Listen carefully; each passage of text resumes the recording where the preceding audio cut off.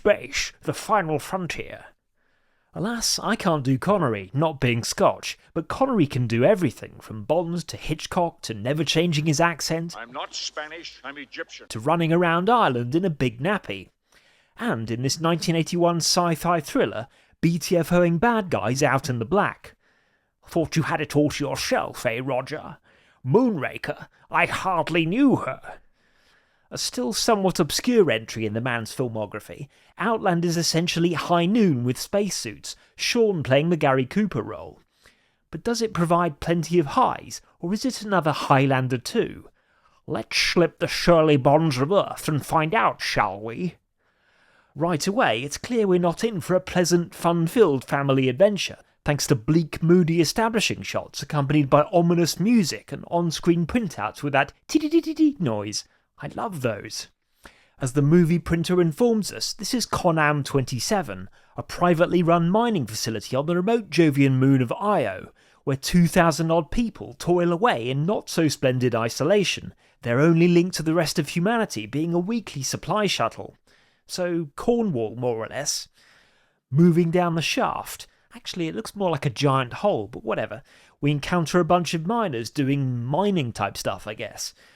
2 of them are grumbling about the latest bullshit from management, but really the job looks pretty sweet to me.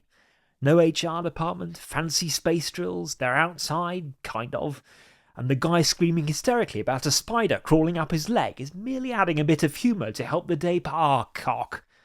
Well, a couple of aspirin, an ice pack or 2, and he'll be... okay, he's cranberry sauce. Cut to the Connery quarters, where Mrs. C is preparing breakfast for Sean Jr. Clearly they didn't get the memo about this not being a family film. Enter our grizzled space cop, aka Marshall O'Neill, who delivers a swift admonishment to the boy before checking his morning video mails. It's the future.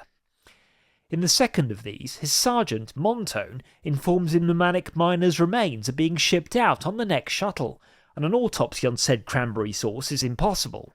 Which I can believe. The Sarge also assures O'Neill, who's new to these parts, it wasn't a homicide, and this type of stuff is just part and parcel of life at the 2-7. It happens every once in a while up here. Some people just let this place get to them. He then tells him to tell his wife that transportation has the tickets she wanted, before signing off. It's the first O'Neill has heard about any tickets, but the missus says they're just for some friends. That sounds plausible. As he prepares to head out, she does look a bit mopey, but he tells her to give the place a chance, and she nods in agreement, and just as he's leaving, goes all mushy. Bill, I love you. I love you too. Look, we've only been here 2 weeks. It'll get better, I promise. So to summarise, nothing to see here, and everything's great. In the crowded canteen, a dodgy-looking guy chewing gum sits down near an even dodgier-looking guy, prompting the second guy to get up and walk out. The 2 then make their separate ways through more grimly functional communal areas to the second guy's locker, where either something gay but very brief happens, or a transfer is made. And this was 1981, so... Over in the wardroom, O'Neill wraps up a lame speech introducing himself to the higher-level personnel. Sheppard, the general manager, extends a personal welcome to the new marshal and tells him he can expect a trouble-free tour. 27, he says, is set to become the #1 Conam operation, but this success is predicated on a hands-off approach. Good work only comes from contented people. I work these people hard, and I let them play hard. So when it comes time for them to let off steam, you have to allow them some room. Understand what I'm saying, Marshal? Thanks for the advice, Mr. Sheppard. He then invites O'Neill to visit his office so they can talk some more. What a friendly chap. Later, that guy from some stuff. He was in the Highlander TV series. I am not watching that. That guy suddenly decides he fancies a ride in the big lift, only without the bother of donning one of those, what do you call them, space suits. He appears convinced it'll be no more dangerous than going on a drop tower at an amusement park, most of the time, but the pressure differential and movie physics say different things. Jam tomorrow? Not at the 2-7. Back at the O'Neill place, our hero returns from a hard day's marshalling to find the wife and kid finally got the memo. Who could have seen that coming?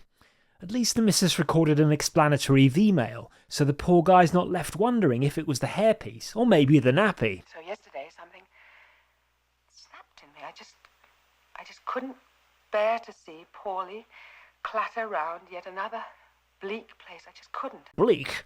Would you prefer Scotland? I've just got going on, my love. I'll contact you in a few days from the space station before we finally leave for Earth. All in all, today's been a bit of a bummer, hasn't it, sir? On the bright side, now the man can devote himself fully to the job, and accordingly during the next briefing at Police HQ, he starts asking questions re the latest splatterning. Then how do you know it was a suicide?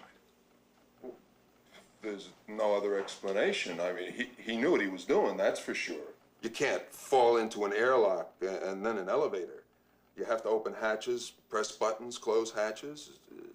It's just the only explanation. Somehow not quite satisfied, he pays a visit to the outpost's chief medic, Dr. Lazarus. No, not that Dr. Lazarus, who, in an exchange that'd give a Netflix exec a heart attack, is dressing down an obese black subordinate for her incompetence. I am shocked. Shocked! The bollocking concluded, O'Neill quizzes the doc on the recent deaths, and, like Montone, she says that shit just happens there. She didn't do autopsies because the company wanted the bodies out of there pronto. Plus, for bodies, read ketchup. What does he want, for Christ's sake? I would like a report of all of these incidents that have happened during the past 6 months. I'd like it really soon, or I might just kick your nasty ass all over this room. That's a Marshall joke. Well. Meanwhile, the dodgy-looking guy from before does some more dodgy business, this time with, yep, that's Stephen Burkoff. Figures. We then learn what all the sneaking around is about, as, back in his bunk, Burkoff secretly injects himself with some liquid narcotic. Man, that's good Ribena. Shay O'Neill, the Marshal's manly brooding, is interrupted by Montone, who apparently moonlights as a Deliveroo guy. Hey, that's Bidenomics for you. The Sarge makes a valiant effort to cheer up his boss, revealing that he got cucked by a programmer and recommending the 2-7s excellent hookers, but O'Neill just wants to be alone with his V-mail and his memories. Speaking of hookers though, before he can whack on all by myself, he gets a call informing him of trouble at Space Brothel. Sex and violence? Well, that's a different story. Arriving at the shagging zone, O'Neill is briefed on the unfortunate sitch. Some nutjob is roughing up a hooker in one of the fuck pods, and when Officer Midnight responded to the alarm, he said he had a knife and would kill the girl unless she beat it. No prizes for guessing who said nutjob is. Hey, this is Marshall O'Neill. Let that girl out, and no one's gonna hurt you. Clearly Burkoff isn't in the mood for a chat, so O'Neill dispatches Montone into the AC ducts, then informs the dude he's going to count down from 10 before overriding the door lock. But, he reassures him, so long as he doesn't do anything stupid, everything will be fine. Whatever the problem is, we can work it out without hurting anyone. You're going to kill me. No, I'm not. You have my word. You also have my word that if you kill that girl, I will kill you. Coming from 007, that's not to be sneezed at, so Burkoff sensibly takes it down a notch. But 5, 4, 3, 2, 1.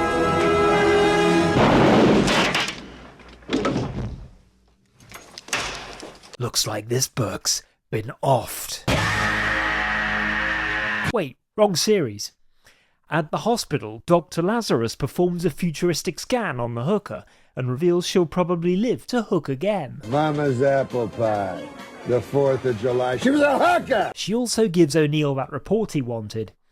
Turns out that up until a year earlier, deaths due to sudden insanity were relatively rare. Then happenings began happening way more often. And wouldn't you know it, Burkoff's body has already been moved prior to being shuttled out and dumped into the void. Option A, say fuck it, go home and drink all the whiskey.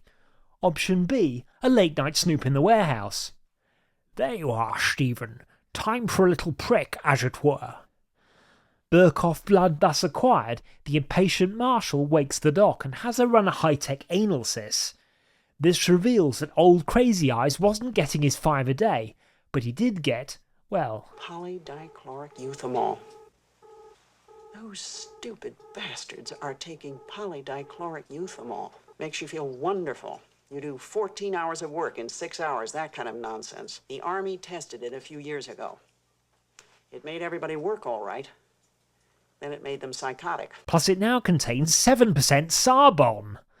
Having established the what, our hero proceeds directly to the who, running a search for employees with criminal records and narrowing it down to those convicted of drug offences. It's like he's playing Zork or something. Melt Wizard! Oh look, that nice man Sheppard approved their hiring. That was nice of him. Let's check out the mugshots. Hey, it's that dodgy looking guy from the canteen, right? This is weird. So now it's a simple matter of spying on Dodgy and what's-his-name to see who they associate with. And luckily for O'Neill and us, they like to hang out at the local titty bar. Hooray for the surveillance state! Unluckily for O'Neill, the two of them wind up sitting down for a surreptitious chat with Sheppard and Montone. So the conspiracy goes right to the top and encompasses his department. Fantastic. Well, that's great. That's just fucking great, man. Cut to a futuristic racquetball court, where the marshal's working up a sweat with his compromised Sarge. Montone is serving at 9-7 when O'Neill casually asks him what the score is. With Sheppard, I mean. How deep are you in?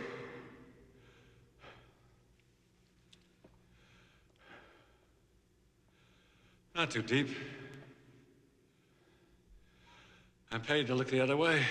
O'Neill announces he's going after the big guy, and Montone warns him Sheppard's connected with some powerful peeps, and asks what he's trying to prove.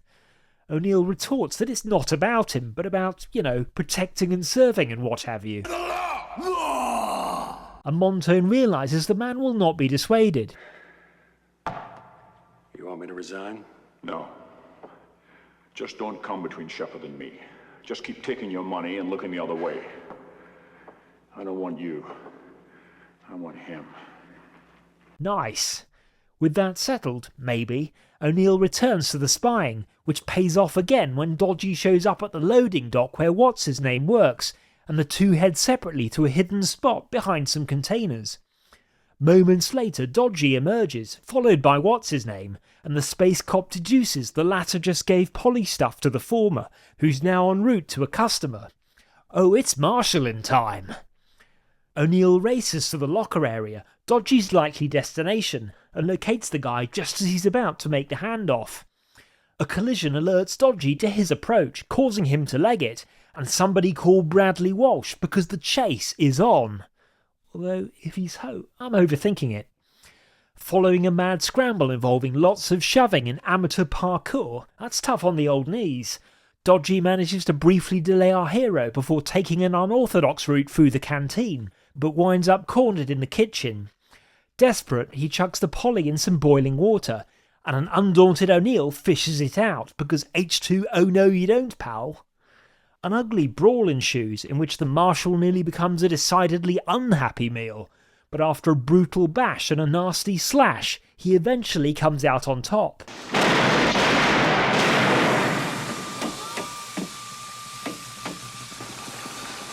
Think it over.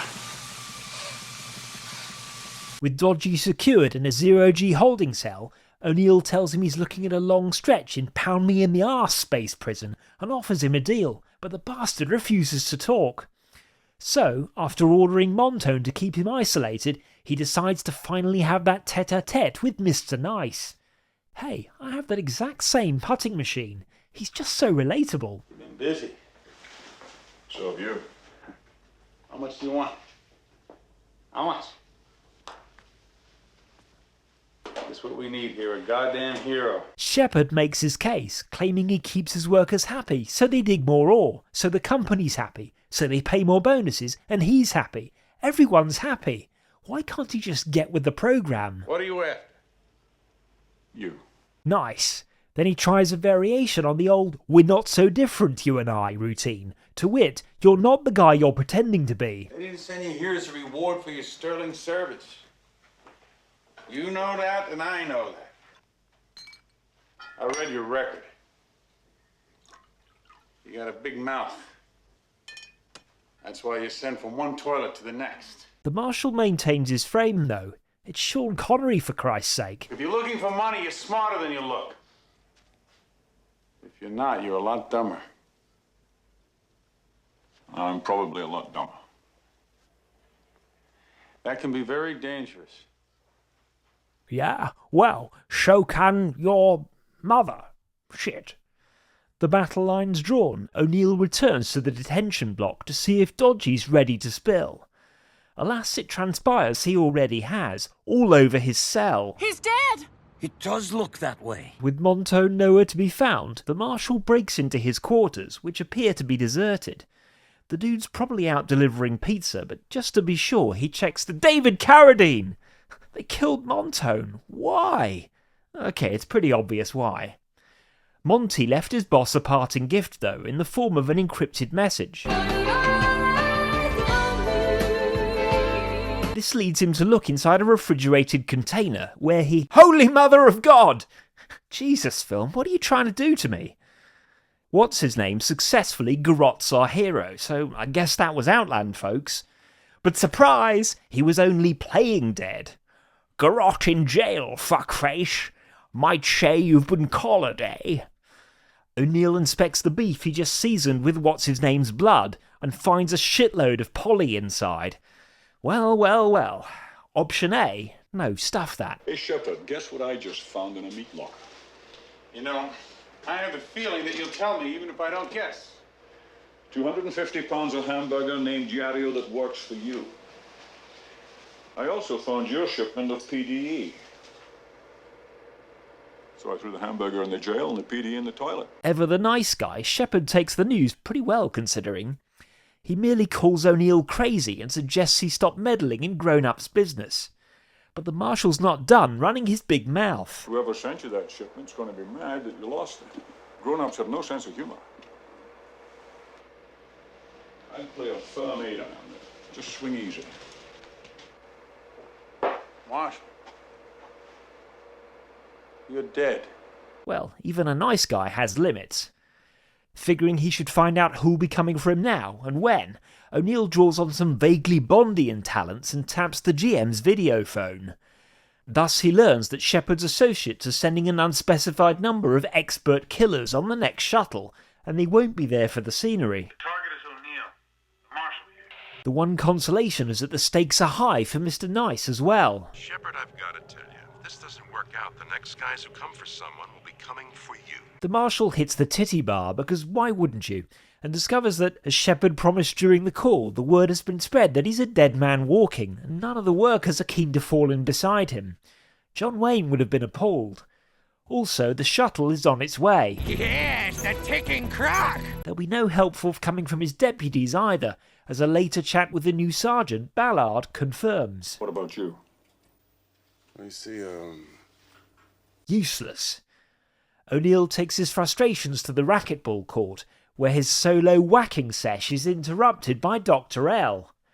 Sounding a lot like Sheppard earlier, she tells him he was sent there because he's not meant to be a hero, and asks if he thinks he's making a difference, to which he can only shrug. He then reveals that Montone was basically right. It is pretty much about him. There's a whole machine that works because everybody does what they're supposed to. I found out I was supposed to be something I didn't like. He was supposed to be not Connery.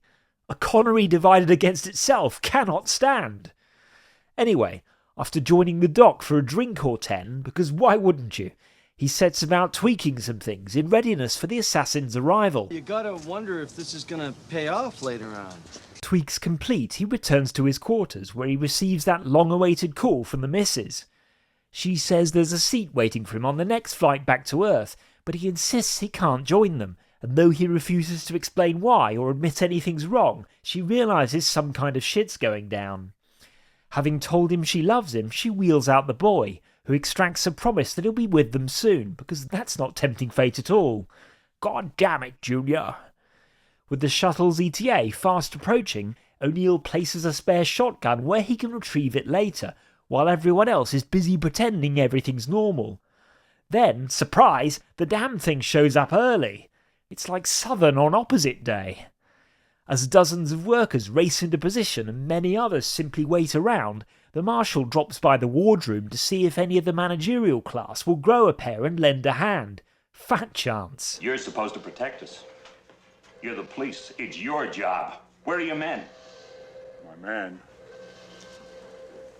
My men are shit. Nice. Cue the music.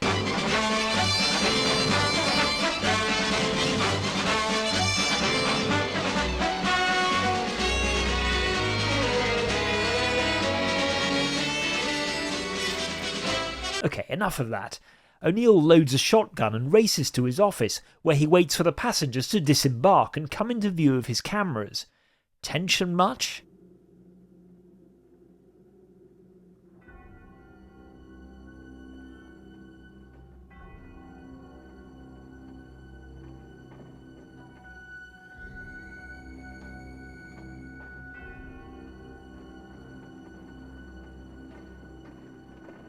Shit just got real. Our hero watches as two mean-looking dudes linger behind the rest, then brazenly pull out various weapon components and begin slotting them together.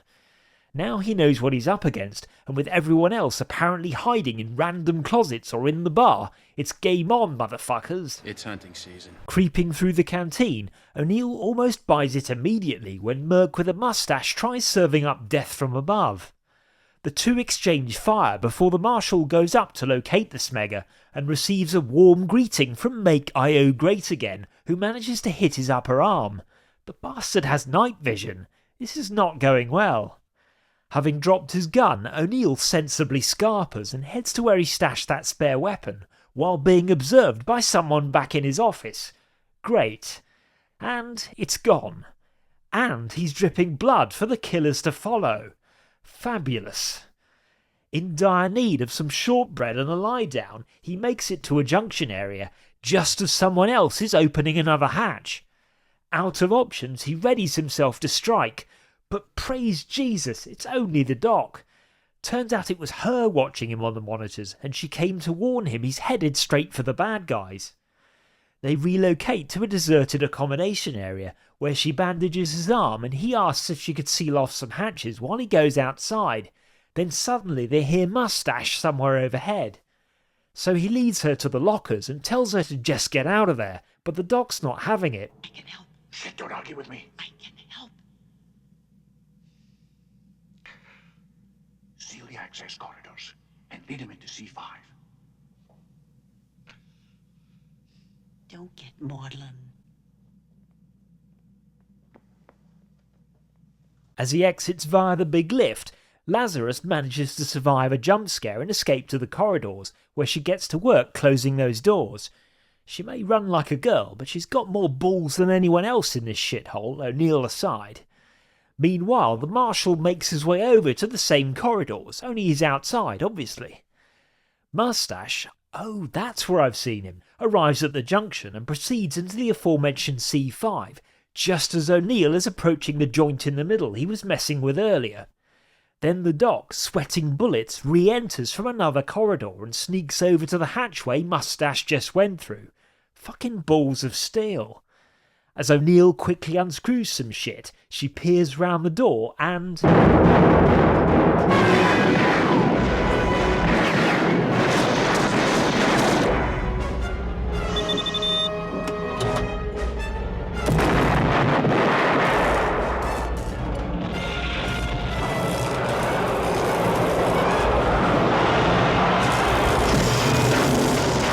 Salsa, anyone?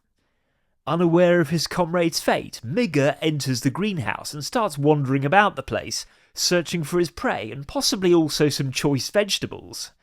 O'Neill, taking the scenic route and apparently psychic, heads there too. The doc, meanwhile, rushes back to the marshal's office to look for them both on the monitors, and is startled when someone suddenly appears beside her. But it's only Ballard. Is the marshal all right? So far. Where is he? Outside somewhere. Outside where? How the hell should I know?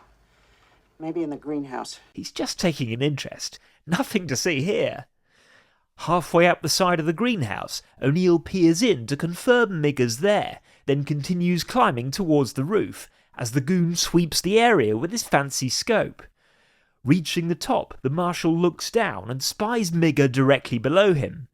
Then we finally see what he has in mind as he removes a panel and chucks it over the side. Surely Migger wouldn't be that dumb, would he?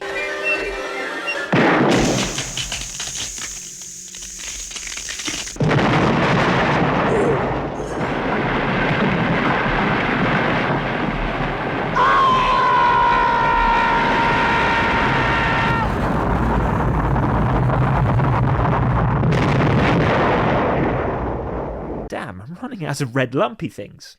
Okay, I guess today was his Dolmio day.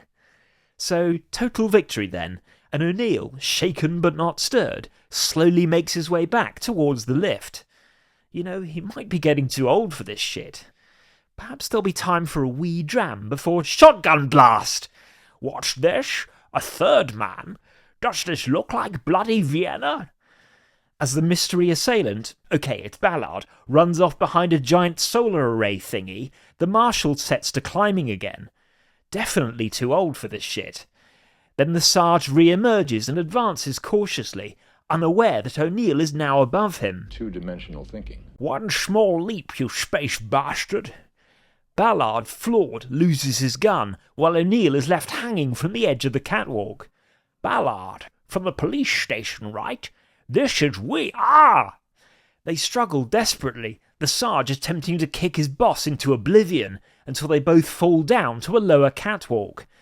This time Ballard is the one dangling, but he manages to haul himself up for a final tussle.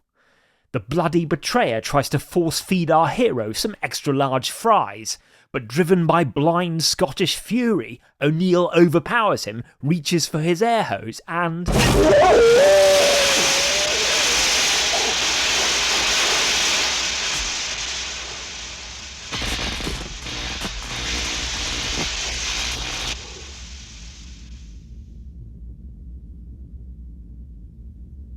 Shocking. Cut to the bar, where the little people are chattering away like anything they say matters. Suddenly, everyone turns to the door and falls silent, and in walks O'Neill. Wincing with pain and watched by the doc, he stumbles over to Sheppard, who's been waiting there since the shuttle arrived. Now this is gonna be good. Sheppard.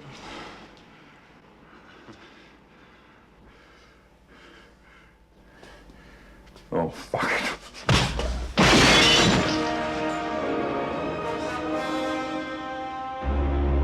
Could have gone with nice guys finish last, or shepherd's pie, bitch, but can't complain.